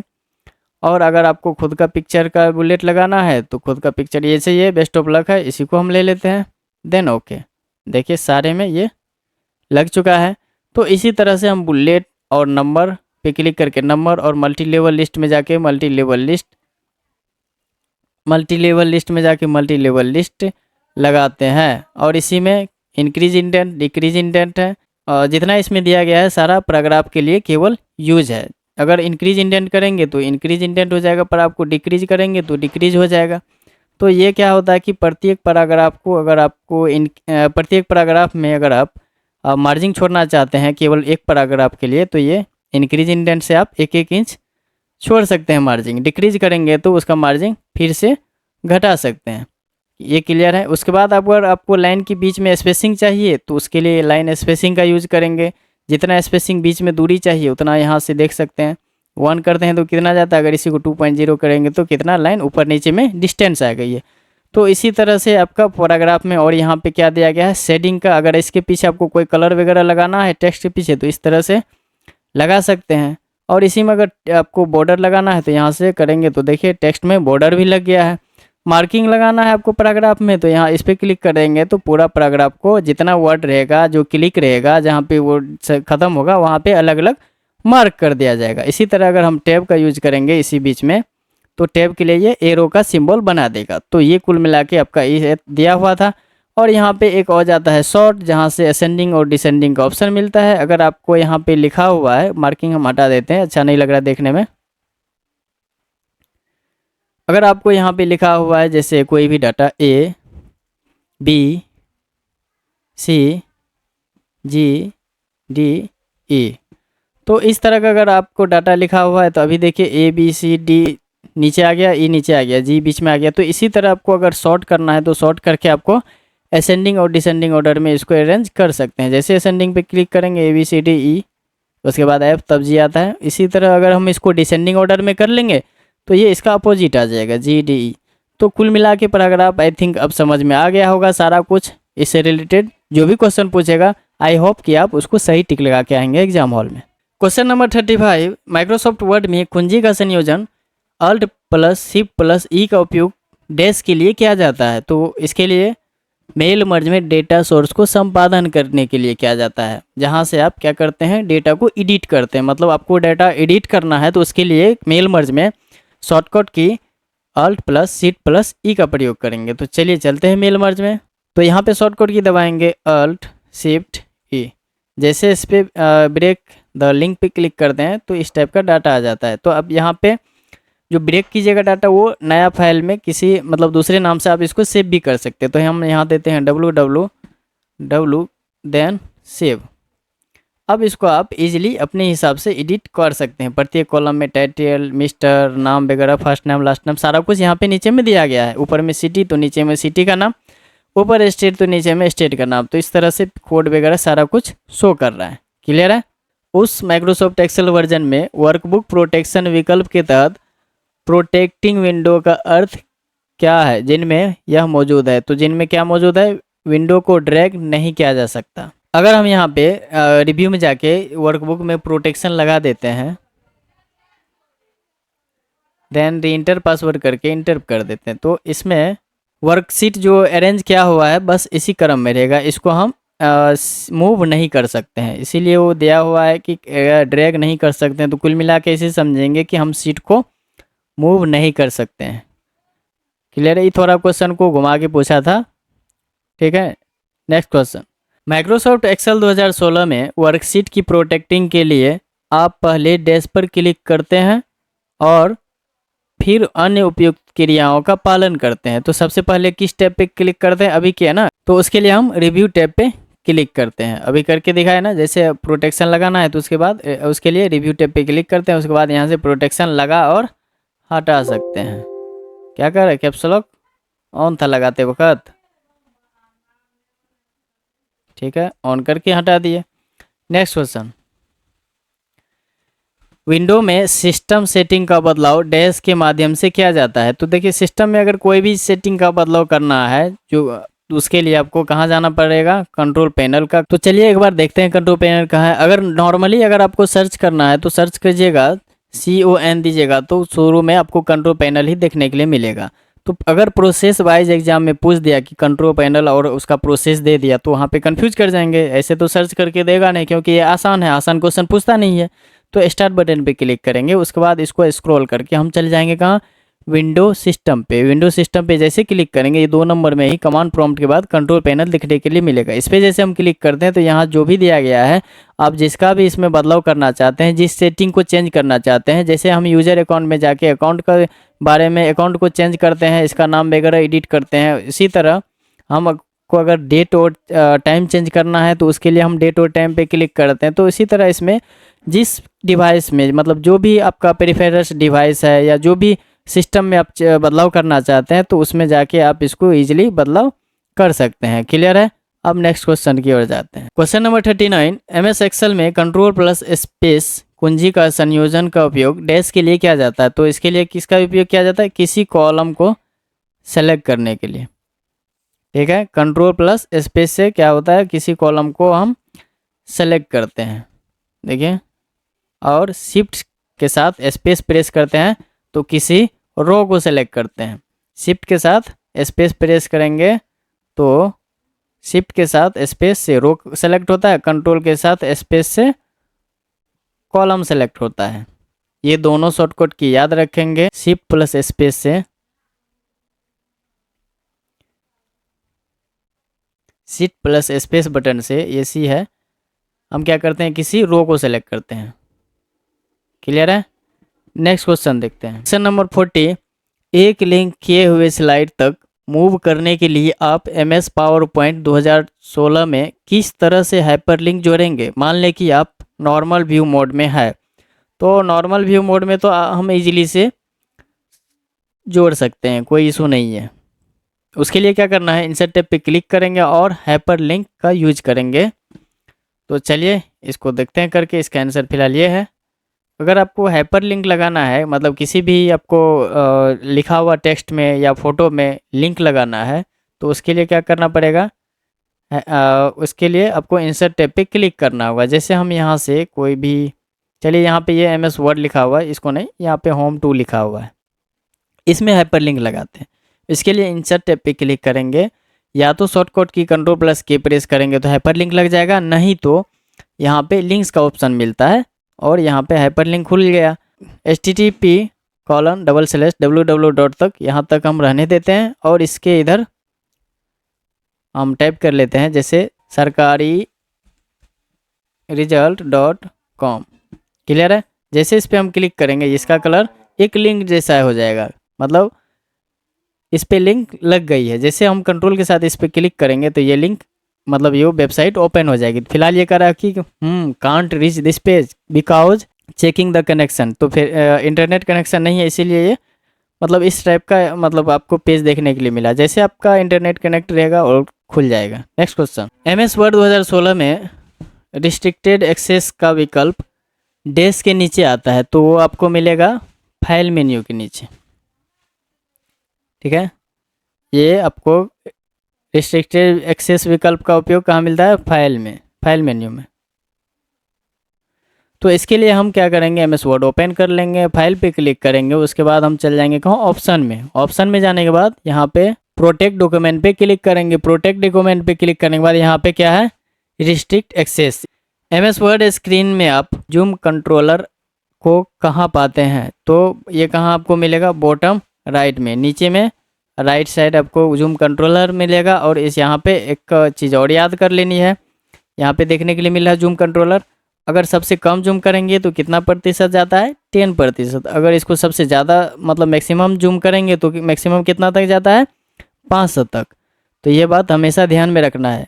MS वर्ड में जो विंडो है उसको कम से कम 10% तक जूम कर सकते हैं, अधिक से अधिक 500% तक जूम कर सकते हैं। यही चीज़ एक्सेल में कम से कम 10 और अधिक से अधिक 400% तक जूम कर सकते हैं। क्वेश्चन नंबर 43, MS एक्सेल में शिफ्ट प्लस स्पेस कुंजी का संयोजन का उपयोग डैश के लिए किया जाता है। तो अभी तो ये बताए थे ना, वो कॉलम का तभी पूछा था, अभी रो का पूछ दिया। देखिए एक ही एग्जाम में दोनों का पूछ रहा है, इसीलिए याद करना ज़रूरी है कुछ कुछ शॉर्टकट की। तो किसी रो को सेलेक्ट करने के लिए शिफ्ट प्लस स्पेस का प्रयोग करते हैं।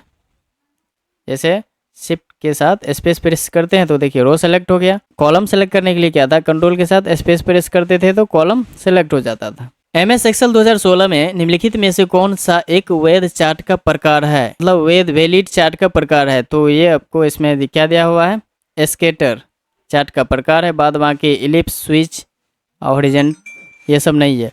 तो इसके लिए देखिए जैसे स्मार्ट आर्ट को बोले कि उसको रट लेना है, सबको देख लेना है, इसी तरह हमें चार्ट को भी देख लेना है, जो भी चार्ट है सारे को। तो इसके लिए हम कहाँ जाएंगे, इंसर्ट टैब पे क्लिक करेंगे, उसके बाद यहाँ पे चार्ट देखने के लिए मिलता है। तो करना क्या है, इसमें जितना भी चार्ट का प्रकार है सारे को याद कर लेना है, क्या कि अगर याद नहीं भी होता है तो 4 बार 5 बार अगर आप मेरे साथ प्रैक्टिस कर रहे होंगे, देख रहे होंगे, तो आपको ऐसे याद हो जाएगा। तो उसमें क्या दिया गया था कि कौन सा चार्ट का प्रकार पूछा था, स्कैटर का। आपको यहाँ से आप क्लिक करके स्कैटर चार्ट लगा सकते हैं। इसके बाद और भी चार्ट है जिसको आप मेरे साथ अगर दोहराएंगे तो आई थिंक कुछ याद हो जाए। कॉलम चार्ट होता है, लाइन चार्ट, उसके बाद pie chart, bar chart, area chart, और यही XY या scatter chart, map chart, stock chart, surface chart, radar chart, tree map chart, sunburst, इसके बाद हिस्टोग्राम, बॉक्स या विस्कर, इसके बाद वाटरफॉल, देन फनल और कॉम्बो चार्ट। तो कॉम्बो चार्ट में क्या होता है कि लाइन और बार चार्ट का कॉम्बिनेशन रहता है। तो क्लियर है। तो ये सारा कुछ ये सारा आपका चार्ट का प्रकार है। तो मेरे ख्याल से क्लियर होगा। यहाँ पे अगर हमको कोई भी चार्ट लगाना है तो क्लिक कर देंगे, तो यहाँ पे आप देख सकते हैं कोई भी चार्ट लगा देंगे। तो चलिए नेक्स्ट क्वेश्चन देखते हैं। नीचे की किस डिवाइस से ज़्यादातर उपयोग यूजर्स की फाइल को कॉपी और मूव करने के लिए किया जाता है? तो जनरली कॉपी और मूव करने के लिए फाइल को एक जगह से दूसरे जगह ले जाने के लिए हम पेन ड्राइव का हम लोग उपयोग करते हैं। क्लियर है। क्योंकि यह पोर्टेबल रहता है, काफ़ी आसान रहता है एक जगह से दूसरी जगह ले जाने में, इसीलिए उसका answer pen drive. www dash के लिए प्रयुक्त होता है। तो इसका पूरा नाम www डॉट का क्या होता है? World wide web, world wide web होता है। क्वेश्चन नंबर 47, किसी प्रारूपी 6 फेज वाले कंपाइलर का फेज 3 डैश है। तो फेज 3 माने संबंधी विश्लेषण है, या इसको इंग्लिश में सिमेंटिक एनालिसिस है। मतलब फेज 3 क्या है? सिमेंटिक एनालिसिस है। क्लियर है। क्वेश्चन नंबर 48, MS वर्ड में अल्ट प्लस शिफ्ट प्लस के इस कुंजी का संयोजन का उपयोग डैश के लिए किया जाता है। तो इसके लिए क्या, किस लिए किया जाता है? देखिए मेल मर्ज से यहाँ पे दूसरा शॉर्टकट की पूछ रहा है, तो इसका उपयोग करते हैं किसी मेल मर्ज के प्रीव्यू देखने के लिए। इसका अल्ट शिफ्ट और के का प्रयोग, जैसे यहाँ पे मेल मर्ज है तो इसका अगर प्रीव्यू देखना है तो यहाँ पे हम क्या प्रेस करेंगे? अल्ट शिफ्ट और के, देन ओके। तो देखिए यहाँ पे राम और BSNL लिखा हुआ था, शो कर रहा है। क्लियर है। Next question, question number 49, file, edit, view जैसे विकल्प डैश पर किसी विंडो में उपलब्ध होते हैं। तो ये आपको मेन्यू बार में देखने के लिए मिलता है, जिसको मेन्यू बार या फॉर्मेटिंग टूल बार भी बोलते हैं। ये किस में देखने के लिए? किसी भी विंडो में आपको यहाँ पे है फाइल, एडिट, व्यू जैसे विकल्प किस में मिलता है? मेन्यू बार में। ठीक है। तो मेन्यू बार किसको कहते हैं? जैसे आप हम वर्ड ही ओपन कर लेते हैं, एक्सेल, जो ये जो ऊपर में आपको शो कर रहा है, तो ये आपका क्या कहलाता है? Menu bar. किसी भी एप्लीकेशन का जो ये आपका फाइल, एडिट, व्यू, ये सब आपको ऑप्शन देखने के लिए मिलता है, आपको मेन्यू बार में ही मिलता है। जैसे आपको होम में भी आपको, जैसे भी यहाँ पे मेन्यू बार में व्यू देखने के लिए मिलता है, और इसमें यहाँ पे होम में आपको फॉन्ट, पैराग्राफ, स्टाइल, ये सारा कुछ, एडिटिंग, ये सारा कुछ देखने के लिए मिलता है। तो इस टाइप का आपको मेन्यू बार में देखने के लिए मिलता है, जो कि सारे एप्लीकेशन में मौजूद रहता है। नेक्स्ट देखते हैं। क्वेश्चन नंबर 50, मेल मर्ज में कौन से 2 डॉक्यूमेंट आवश्यक होते हैं? कौन से 2? तो एक होता है मेन डॉक्यूमेंट, दूसरा होता है डाटा सोर्स।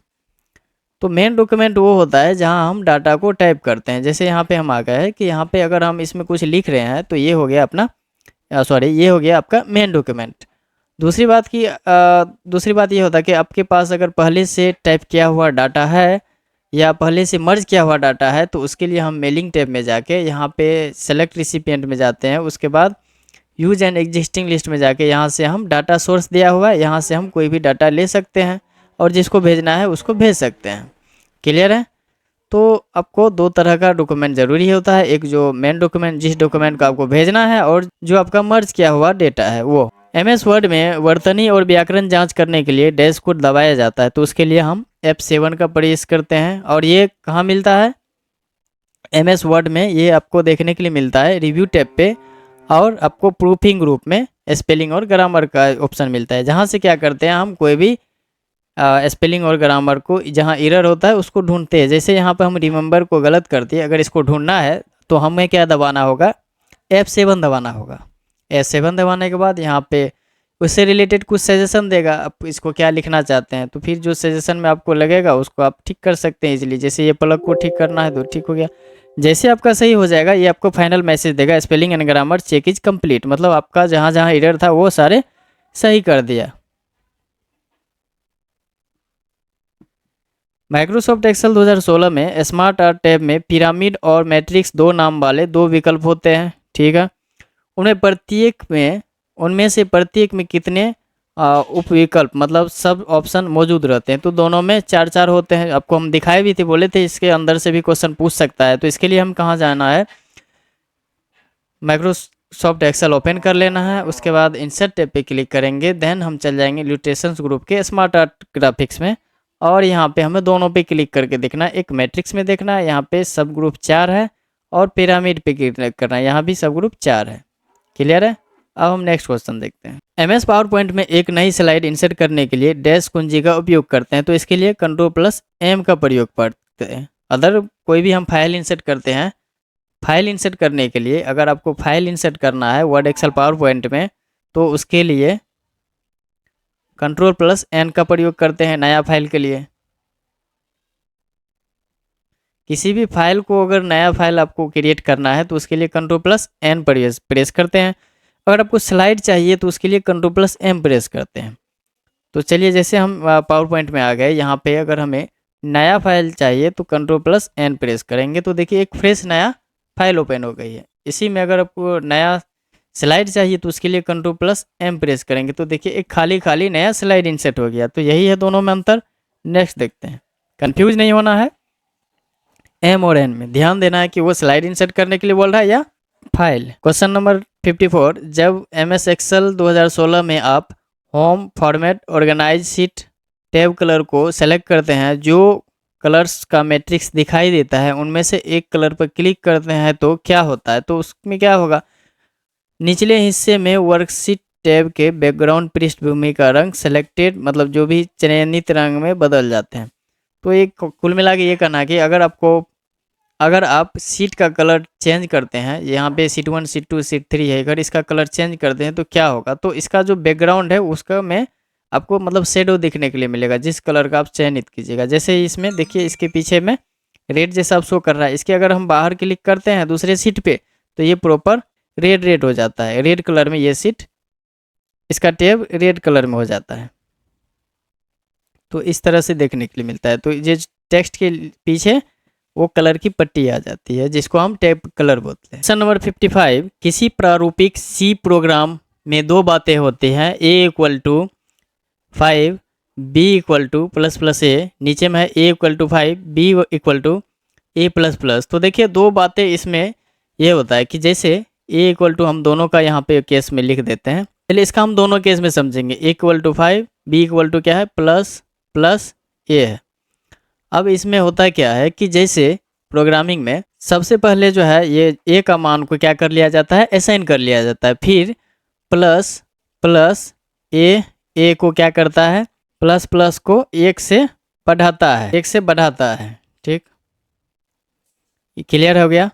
अब यहाँ तक समझ गए कि 1 से बढ़ाता है। इससे पहले कि B का मान को असाइन किया जाए, तो B का मान असाइन करने से पहले ये क्या करता है, ++A को 1 से बढ़ा देता है। B का मान असाइन करने से पहले बढ़ जाता है, तो इसकी वैल्यू A की क्या हो जाती है, 6।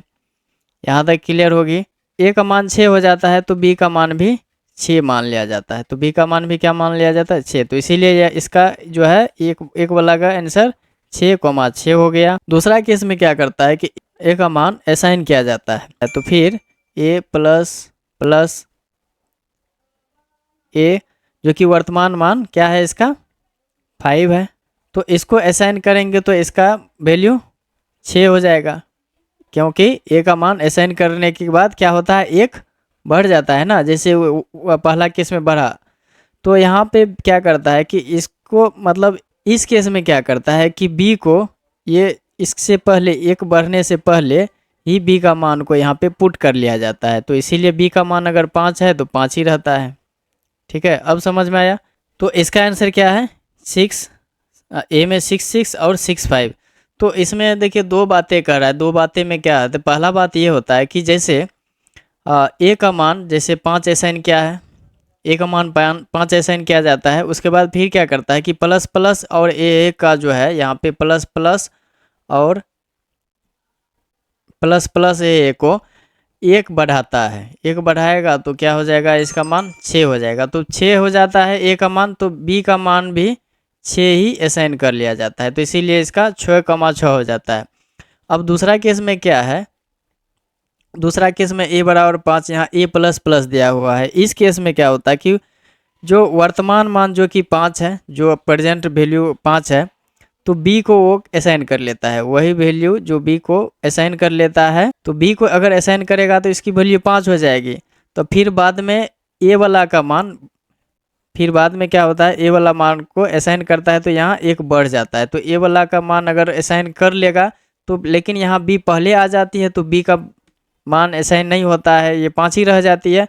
अब बाद में तो असाइन होना ही है, बाद में जो असाइन होता है इसीलिए ए का वैल्यू बढ़ जाता है, बी का अगर पहले असाइन हो गया तो नहीं बढ़ता है। तो यहाँ पे बस पहले और बाद का फर्क होता है, इसीलिए ये प्लस।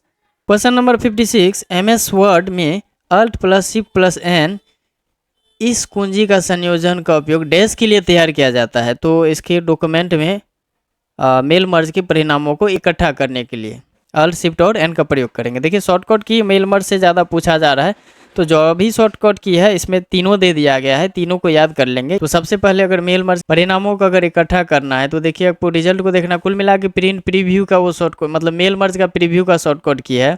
मेलिंग पे जाएंगे, यहाँ पे कोई है नहीं तो हम यहाँ पे सेलेक्ट कर लेंगे कोई भी, यहाँ पे फील्ड में हम कुछ भी इंसर्ट कर लिए।